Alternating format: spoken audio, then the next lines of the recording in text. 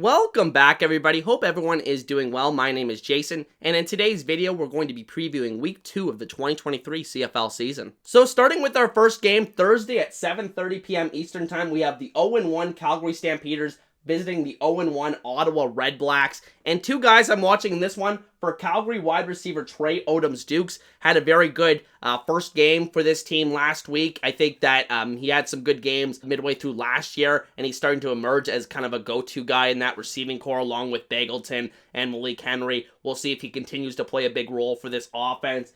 And then for Ottawa, I'm going with defensive end Bryce Carter, playing on the opposite end of Lorenzo Malden. And I think if Carter could have a breakout season for Ottawa, that could become one of the best defensive end combos in the CFL. Really liked what I saw from Carter this week, or last week, and I'm interested to see if that continues. Now, in terms of who's going to win this game, honestly, I think that the quarterback factor is again going to play a role for Ottawa. Nick Arbuckle just doesn't seem like a guy you can win with anymore at the CFL level, whereas Jake Maier, I think he had a very poor week one, probably the worst performance by a quarterback in week one last week, but at the end of the day, I do expect him to bounce back. This is a good matchup for him.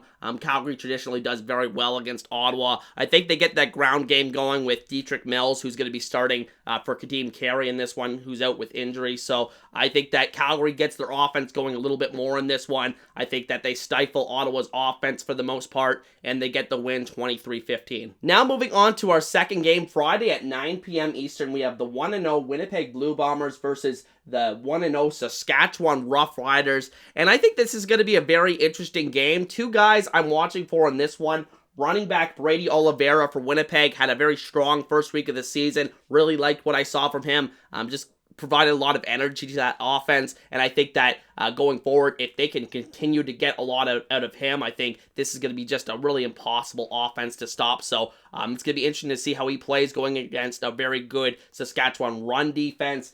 And then for Saskatchewan, I'm going with defensive back Roland Milligan. Excellent game last week, but that's really just carrying over for what he did last year, where he was one of the more impactful defensive backs in the CFL. I think that he's quickly emerging as one of the star defensive backs in the league in his second season, and I'm excited to see him play this week. So obviously, this is a huge early season game, really a measuring stick game for Saskatchewan. If they can win this game at home against Winnipeg, would do wonders for their confidence. But I just don't see that happening. I think Winnipeg is just such a well-oiled machine at this point. Saskatchewan's still trying to figure some things out.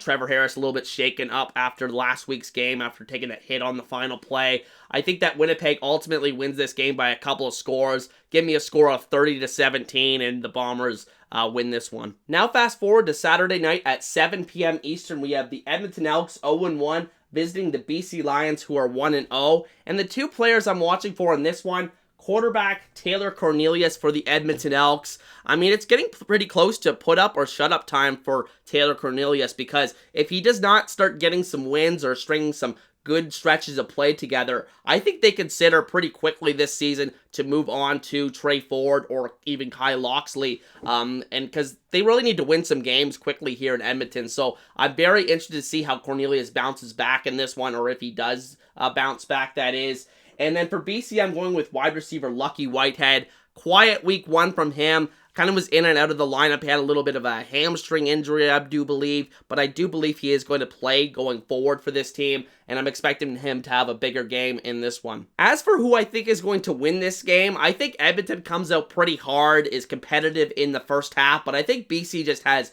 too many more weapons. They're just much more consistent in moving the ball offensively. I mean, you do have playmakers on the other side for Edmonton, but at the end of the day, I think I trust BC more to put up more points on the board, and ultimately that's pretty important in football. So give me a score of 31-20 in favor of BC in this one. Now moving on to the finale of Week 2 in the CFL. At 7 p.m. Eastern on Sunday, we have the 0-1 Hamilton Tiger Cats visiting the 0-0 Toronto Argonauts, who had the first week off, the first week of the Chad Kelly era, and that's the player I have to watch for the Toronto Argonauts in this one. All eyes will be on Kelly. How does he do as the first go-round as a CFL starter? I think it's going to be very, very interesting to see how he plays. It's going to help that he's at home. He has a very good defense. I think the crowd will be really into it. Toronto's played very well at home over the past couple of years here.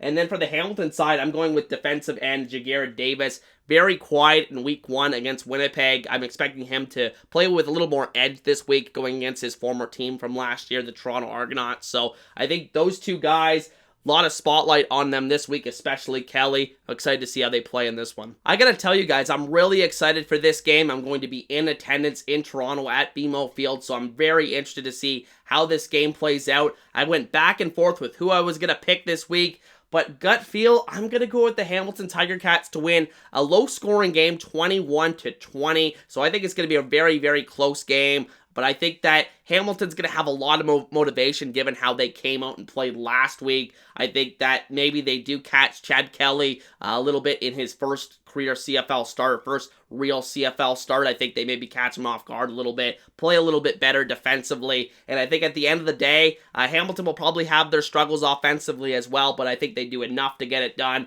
21-20 in favor of the Tiger Cats. So that's just your preview for week 2 of the 2023 CFL season. Sorry I didn't go as in-depth this week. I was kind of running out of time. I just wanted to get this video out a day earlier before the game started on Thursday. So sorry about that, guys. But with that said, let me know your picks down below, and I'll see you guys next time. Peace.